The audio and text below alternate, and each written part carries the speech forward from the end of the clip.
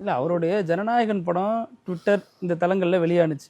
அதற்கு திமுகவின் உதயநிதியும் பாஜகவின் எல்முருகனும் சேர்ந்து தான் அதை பண்ணுறாங்க அப்படின்னு தாவேக்கா அதை விமர்சிக்குது. உங்களுக்கு அவன் பெருமட்டிக்கு வடிவேலு காமெடி மாதிரி, நான் சினிமா உண்மையாகவே எந்த சினிமாவும் பார்க்கறது இல்லை.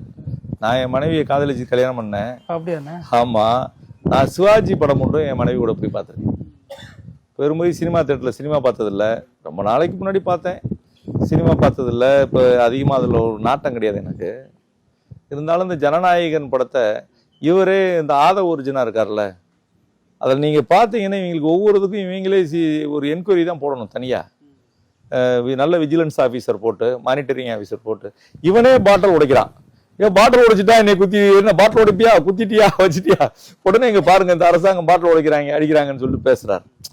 அதே மாதிரி இந்த படம் எதுக்காக எடுக்கப்பட்டது? இதோட நான் முடிச்சுக்கிறேன். இந்த படம் எதுக்காக எடுத்திருக்காரு? இந்த படத்தில் இவருடைய ரோல் என்ன? எலெக்ஷன்ல மற்றவங்களாம் தப்பு பண்றாங்க, நான் கரெக்ட் பண்றேன் அப்படின்னு சொல்லி ஒரு ஹீரோட்டிக் இமேஜை கொண்டு வரது அந்த படம் எடுத்திருக்காங்க. அப்போ இந்த படத்தை சென்சார் போர்டு என்ன செய்யல, டிராப் பண்ணு. அதுல சில இஷ்யூஸ் இருக்கு, அதை நீ சரி பண்ணணும்னு சொல்றாரு.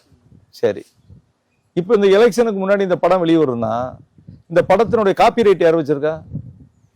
Who is the responsibility? படத்தோட தயாரிப்பாளர். தயாரிப்பாளர் யாரு? இந்த படத்துக்கு தயாரிப்பாளர் யாரு? இந்த படத்துக்கு ஹீரோ யாரு? இன்வெஸ்டர் யாரு? டோட்டலாவே விஜய்கிட்ட தான் இருக்கு இது எல்லாமே. அப்ப நீயா உன்னுடைய பொலிட்டிக்கல் இமேஜை கெயின் பண்றதுக்காக வெளிவிட்டுட்டு பிஜேபியும் திமுகவும் இதுல என்ன பண்ணும்?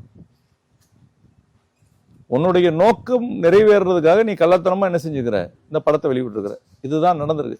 பொதுவாகவே எலெக்ஷன் கமிஷனுடைய ரூலே என்ன செஞ்சிருக்குன்னா, பட் இவரை டிஸ்குவாலிஃபை பண்ணணும் எலெக்ஷன், இவருடைய கேண்டிடேட்ஸ் எல்லாத்தையுமே.